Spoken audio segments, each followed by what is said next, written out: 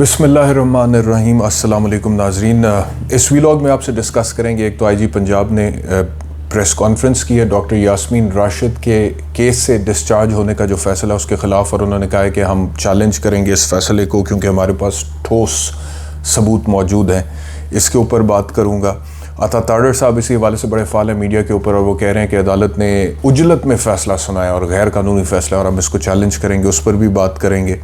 मौलाना फजलुर रहमान ने जो media talk किया उससे ज़ाहिर हो रहा है कि पीडीएम इस मूड में ही नहीं है कि इंतखाबात की तरफ जाया जाए, और मौलाना फजलुर रहमान बाकायदा तौर पर एक बुनियाद बनाने की कोशिश कर रहे हैं इंतखाबात को मज़ीद मौखर करने की, उस पर बात करूँगा।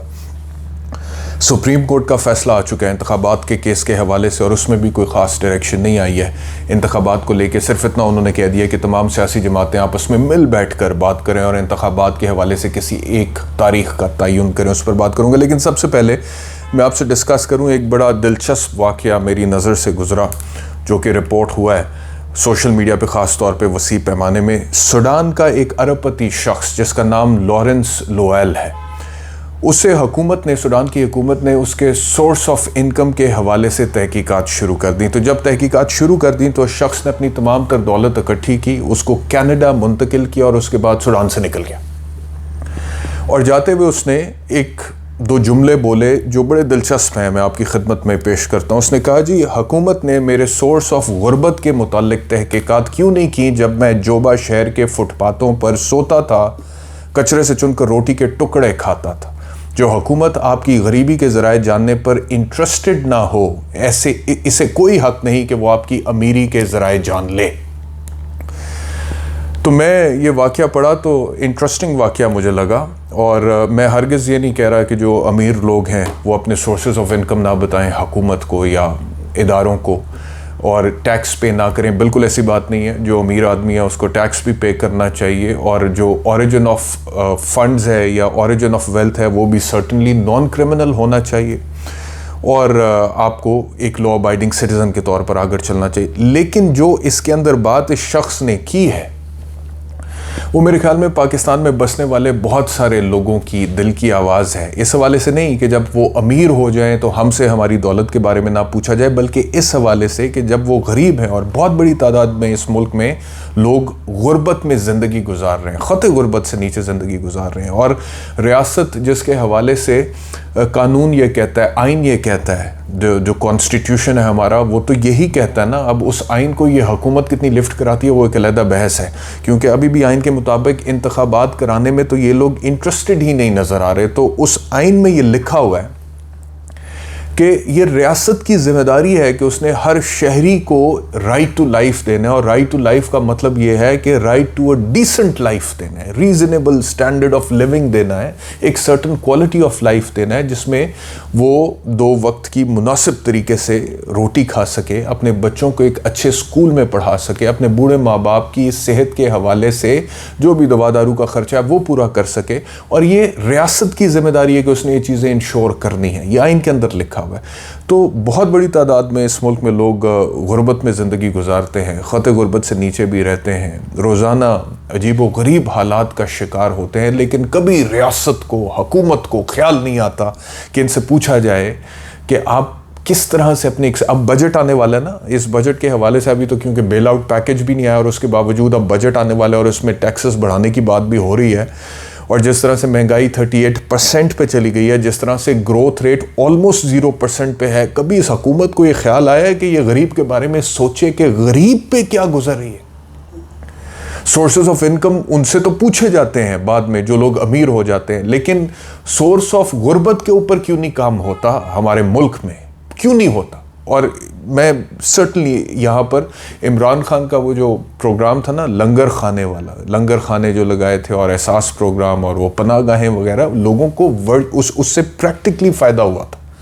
और गरीब आदमी जो कि पोरेस्ट ऑफ द पोर है, जो बिल्कुल ख़त गुर्बत से नीचे भी रहते हैं, वो लोगों ने उससे इस्तेफ़ादा किया था। अच्छा जी, अब आ जाते हैं पॉलिटिक्स की तरफ। मौलाना फजलुर रहमान साहब जो हैं, इनके कुछ स्टेटमेंट्स में आपसे शेयर करता हूँ। उन्होंने कहा, जी इलेक्शन कब होंगे ये पीडीएम का मुतफ़िक़ा फ़ैसला होगा। मैं कहता हूँ सुभान अल्लाह है, मतलब कि कमाल का स्टेटमेंट है मौलाना फजलुर रहमान का कि ये पीडीएम का मुतफ़िक़ा फ़ैसला होगा। पीडीएम कौन है? पीडीएम 12-13 जमातों का एक भानमती का कुंबा है जो इस वक्त मिल बैठकर हुकूमत में बैठे हुए हैं। उनका कब से ये प्रेरोगेटिव हो गया under the law and constitution कि वो डिसाइड करें कि कब इंतखाबात होने। हरगिज़ ये पीडीएम नहीं डिसाइड कर सकती है, ना उनके पास ये अथॉरिटी है कानूनी आइनी तौर पे, और ना ही उन्हें कोई दे सकता है, चाहे वो मौलाना फजलुर रहमान है या कोई और है, कि पीडीएम डिसाइड करे कि कब इंतखाबात होने। It is to be decided by the constitution of this country, if there is a constitution, and there is a constitution of 1973 that apparently exists. तो कैसे आप ये कहते हैं कि इलेक्शन कब होंगे ये पीडीएम का मुतफ़क्का फैसला होगा? पीडीएम ये डिसाइड नहीं कर सकती सर, ये आपका आइन डिसाइड करते हैं, और आइन में वाज़ेह तौर पर लिखा हुआ है, और उन डेट्स के मुताबिक आपको पंजाब और केपीके में इलेक्शंस कराने थे जो कि आपने नहीं कराए। अब वफाक में मुख्तलिफ जगहों से बात ये होना शुरू हो गई है कि इलेक्शंस डिले हो सकते हैं। बुनियाद ऑलरेडी बनानी शुरू कर दी है, लेकिन शायद खाकान अब्बासी जैसी सीनियर वॉइसेस भी हैं जो ये कह रही हैं कि अगर वफाक में इंतखाबात को मौखर किया जाएगा तो नताइज ख़तरनाक होंगे। पहले ही 2 सूबों में इंतखाबात मुलतवी करने के जो तमाशा है वो हम देख चुके हैं। ये शायद खाकान अब्बासी का स्टेटमेंट है, लेकिन बहरहाल पीडीएम की जो नीयत लग रही है वो यही लग रही है कि वो इंतखाबात को डिले करना चाहते हैं। आगे उन्होंने कहा जी इलेक्शन का फैसला करने से पहले देखना होगा मुल्क को नए हंगामों की भींट चढ़ाना है या मईशत को खड़ा करना है।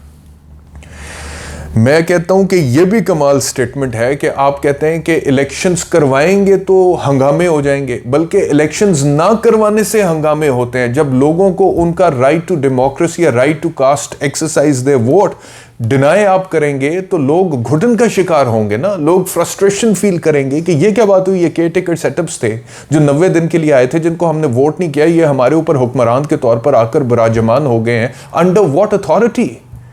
तब फ्रस्ट्रेशन होती है, तब इस तरह के हंगामे जो हैं उनके होने का खदशा होता है।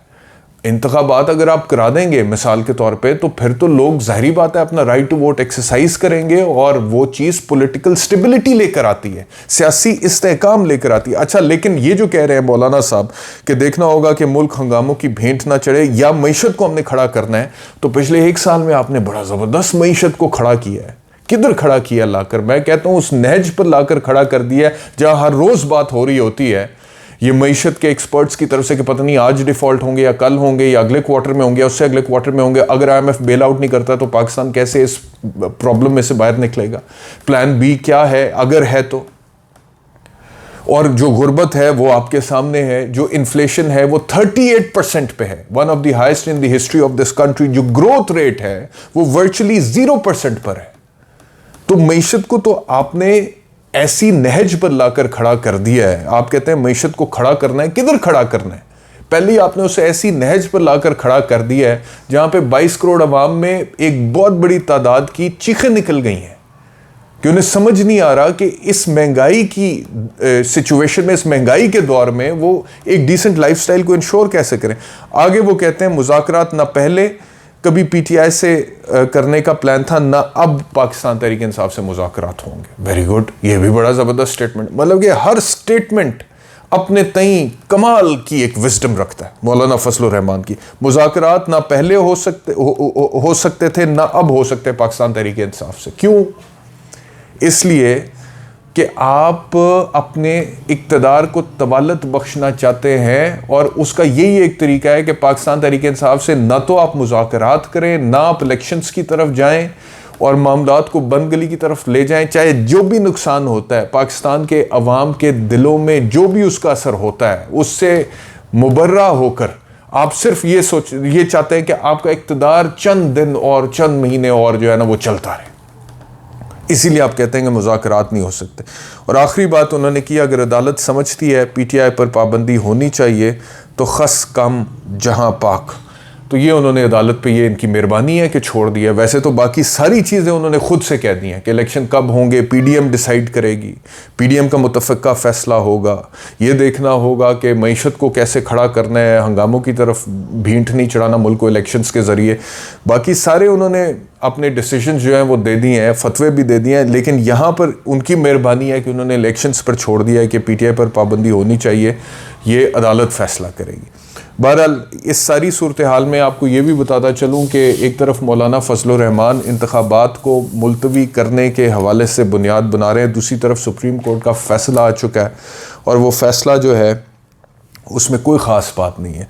उस पर सुप्रीम कोर्ट ने भी सियासतदानों पे छोड़ दिया, मतलब कि उन्होंने जो आइन की डिस्कशन है वो तो की नहीं है। तो एक पेज का ऑर्डर है कि जी, जिसमें ऑर्डर तो ये होता कि अगर सुप्रीम कोर्ट कहता कि जी ये आइन में इलेक्शंस के हवाले से लिखा हुआ है और इसके मुताबिक इलेक्शन कमीशन ऑफ पाकिस्तान को शेड्यूल जारी करना चाहिए और इंतखाबात होने चाहिए। पहले वैसे इस तरह के फैसले सुप्रीम कोर्ट ने दिए थे, लेकिन जवाब में हुकूमत ने जो कुछ किया है वो आपके सामने है। जिस तरह से सुप्रीम कोर्ट के ऊपर चढ़ाई हुई है, धरना हुआ है, कंटेनर लगे हैं, तकरीरें हुई हैं, चीफ जस्टिस की जिस तरह से हद तक हुई है और कहा गया उन्हें कि चले जाएँ आप यहाँ से, नौकरी छोड़ दें, इस्तीफ़ा दे दें और तनख्वाहें वापस करें और मिरात वापस करें। तो अब सुप्रीम कोर्ट क्योंकि बैकफुट पे जा चुका है, तो उन्होंने कहा है कि ये जितनी भी पॉलिटिकल लीडरशिप है मुल्क की, ये ख़ुद से आपस में बैठकर हम एक्सपेक्ट करते हैं, हम तवक्को ये करते हैं कि ख़ुद बैठ के ये जो पोलराइजेशन जो तकसीम हो चुकी है उसको हील करने की कोशिश करें और एक तारीख़ आम इंतखाबात के हवाले से उसका तयन करने की कोशिश करें। That's it. ये सुप्रीम कोर्ट का फ़ैसला आ गया है इस हवाले से। तो ये इसकी अपडेट है। अब मैं आ जाता हूँ जो आईजी पंजाब ने प्रेस कॉन्फ्रेंस की डॉक्टर यास्मीन राशिद के हवाले से, और जो अता तारड़ साहब कह रहे हैं कि फ़ैसला गैर कानूनी। देखिए, फ़ैसला कानूनी है या गैर कानूनी है, इंसदाद दहशतगर्दी की अदालत की एडमिनिस्ट्रेटिव जज अबर गुल खान ने जो फ़ैसला दिया है, डॉक्टर यास्मीन राशिद को डिस्चार्ज किया है उन्होंने उस मुकदमे में से, तो ये फ़ैसला कानूनी है या गैर कानूनी है, इसका फ़ैसला ना तो आईजी पंजाब ने करना है, ना इसका फ़ैसला अता तारड़ ने करना है। इसका फ़ैसला ATC के ऊपर जो एपलेट फोरम है उसने करना है। तो उस एपलेट फोरम पे आप एक एप्लीकेशन डालें, अपील फाइल करें, उसके ऊपर बहस करें, कानूनी दलाइल दें, और अगर वो अदालत मुनासिब समझेगी कि आपकी दलील जो है या आपका आर्ग्यूमेंट जो है वो दुरुस्त है या उसके अंदर कोई जान है या सब्सटेंस है, तो वो सर्टनली इस फैसले को टर्न डाउन कर सकती है और इस फैसले को ख़त्म कर सकती है। लेकिन उससे पहले अदालत के ऊपर ये बातें करना जो कि बातें वो कर रहे हैं और जिस तरह से वो इसको पोर्ट्रे कर रहे हैं, और उससे पहले परवेज़ इलाही साहब के हवाले से जो एक डिस्चार्ज का फ़ैसला जुडिशल मजिस्ट्रेट ने दिया था, उसके ऊपर आमिर मीर ने जो गुफ्तगू की थी वो भी बड़ी गैर ज़िम्मेदाराना थी और वो भी दुरुस्त नहीं थी। तो ये जो फ़ैसला है, अगर आपको इससे तहफ़्फ़ुज़ात हैं, पहली बात तो ये है कि आपने कोई 24 दिन हो गए हैं डॉक्टर यास्मीन राशिद तहवील में हैं, सरकार की तहवील में, लेकिन उसके बावजूद आपने अभी तक एविडेंस ही गैदर नहीं किया था, तो जज साहिबा ने उनको डिस्चार्ज कर दिया। उन्होंने कहा कोई एविडेंस ही नहीं है, FIR के अंदर वो औरत नामजद ही नहीं है और किसी शरीक मुल्ज़िम के बयान की बुनियाद पे उसको आप बीच में शामिल कर रहे हैं, तो ये एडमिसिबल पीस ऑफ एविडेंस नहीं है। ये जज साहिबा। अब आप कहते हैं कि फ़ैसला दुरुस्त नहीं है, उजलत में दिया गया। उजलत में चलो, आपने क्यों इतनी देर लगा दी एविडेंस अदालत के सामने प्रेजेंट करने में? अगर आप कहते हैं हमारे पास ठोस सबूत हैं, तो किधर है वो ठोस सबूत? प्रेजेंट करें ना, वो अदालत में प्रेजेंट करते हैं। You took 25 days and you could not submit evidence before the court कि ये ठोस सबूत है हमारे पास। तो जब आप खुद ही ठोस सबूत ही नहीं दे रहे हैं, तो फिर अदालत ने कहा है कि there is no evidence on record that could connect the accused with the commission of the offence. तो ये अदालत की ऑब्जर्वेशन है। अब आप कहते हैं कि आपके पास ठोस सबूत हैं, आप प्रेजेंट करें, एपलेट फॉरम पे जाएं, पिटिशन फाइल करें, लेकिन अदालतों के ऊपर इस तरह से कीचड़ तो ना उछालें और इस तरह की बातें जो हैं वो ना करें। अच्छा, आगे वो कहते हैं कि जी डॉक्टर यास्मीन राशिद के फोटोग्रामेटिक टेस्ट जो है वो फोरेंसिक्स वगैरह वो आ गए हैं कि वो मौके पर मौजूद थी।